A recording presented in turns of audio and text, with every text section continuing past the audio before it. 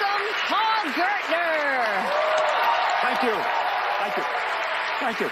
Allison, would you mind joining me at the table? I have a trick that you've never seen before, and I want you to see it up close. I would love to. Okay. Thank you. Now, Penn and Teller, it's a pleasure to be here, and I brought something special to show you. It might even look a little familiar, because I brought a deck of marked cards. You see, Allison, Penn and Teller know an awful lot about marked cards. And they would tell you that, of course, most magicians mark the cards on the back. However, I mark them a little differently. I mark them on the edge. Yeah. See, you can see on the edge of the deck, it's like a little pattern, like a barcode pattern. There's information there. You just don't know how to read it. And I'm going to teach you right now. Oh, thank you. Now, I actually marked each card with this permanent marker. And that's important because each card has a unique code on it, but it's permanent, and I can't alter it or change it in any manner. Now, if you take a look at the cards, Allison, I want you to confirm for everybody that all the cards are mixed up. In other words, they're not all the red cards here and black cards here. Yes. It's a shuffled pack of cards, right? Yes. And I'm going to begin by actually having you select a card. Okay. So now this works with any card in the deck. So I want you to choose one at random, so just say stop as I riffle the pack. Stop. Okay. Look at the card. Remember the name of the card. Okay. And we'll let Penn and Teller see it. I'm going to place it in the pack. And normally at this point in a card trick, the magician squares up the deck and shuffles the card. Right, guys? Yeah, that's Magic 101. But I'm not going to do that. I'm going to give these cards what we call an unshuffle. Now, it's the opposite of a shuffle. In fact, if you take a close look right here, I'm going to show you that you can see it looks like a shuffle, it sounds like a shuffle, but it's actually an unshuffle. And if you watch the marks on the edge of the deck, you'll see it's starting to read unshuffled 4 times on the side of the pack. See? Because I've actually unshuffled these cards into 4 different groups. Hearts, clubs, spades, and diamonds, the 4 suits in the deck. Yeah. But if I give the cards another unshuffle, just like this, and you can see when I give the cards an unshuffle, it looks like a shuffle, it sounds like a shuffle, but it's not. That's an unshuffle. And in fact, take a look, it's now starting to read unshuffled 2 times on the side of it. Because I've now separated all the high cards from all the low cards. Yeah.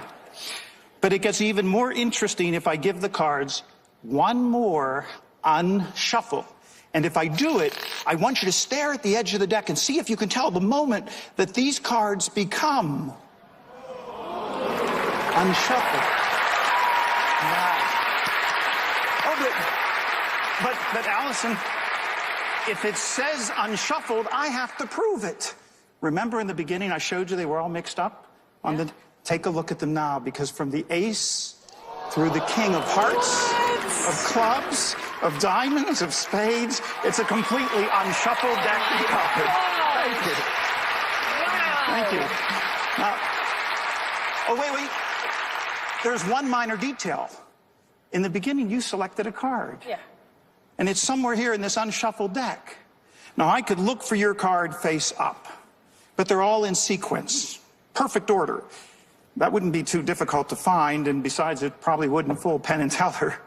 But if I found your card face down, it would be a little more impressive.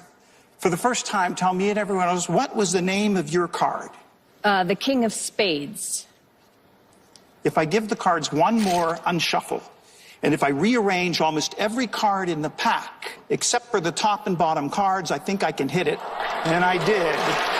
There it is, your king of spades. Thank you. Thank you. Oh. Penn and Teller? Yes. Penn, I think it's pretty clear at this point. I can find any card in this deck I want to find. And I can also put these cards in almost any order I want them. Look, if I give them one more unshuffle, take a look at now. The cards have been separated. All the red cards and all the black cards. So there's really only one final question answered, and that is, did I fool Penn and Teller. Thank you. Ladies and gentlemen, Paul Gertner. That was incredible. Oh my God. Now, that is a trick that you know Penn has asked you about or read your That's the book tricky about? part. Penn bought my book a number of years ago to learn that trick. In fact, I saved his email. I still have his email. Oh, that's so cool. So you did a trick that you know Penn knows. Yes, that's true, but there was a little twist at the end that I think might have made them smile. Okay. And now how do you come up with, like, the little change? Are you just, like, driving down the street and you're like, wait a second, I got it? That took about 10 days of thinking and about another week of preparation and then another week showing it to the top sleight of hand artist in the world, okay, on video to say, is this gonna work? Yes. Keep my fingers crossed here. I don't know. All right, that was a wonderful performance. Let's see what Penn and Teller think. Okay.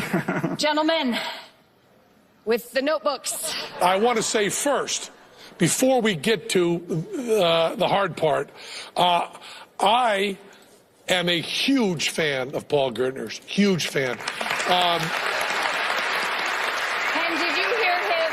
You were deliberating, but he saved your email that you wrote him years ago. Well, I did buy the book from him and worked forever, and I'm not going to even give one word of how that's done because he knows that I read the book. He knows I worked on it. And I think he also knows I failed. I never got good enough at it to perform it. But I'm not dead yet. Okay. I'm going to keep working.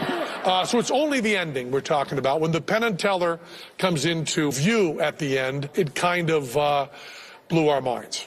And we think it's the same deck of cards he started with. I'll also go out with that. We don't think he did anything big and gross on that, even though he's got a table the size of an apartment. Yeah, that's true. I could have. We don't think he did anything there. So we then have two choices for what he did, and I'm going to ask this in two different ways. One is, can we look at the cards? Can you mean look at the cards that you used? Yeah. Yeah, I mean they'll tell you something, but not all of them. Sure.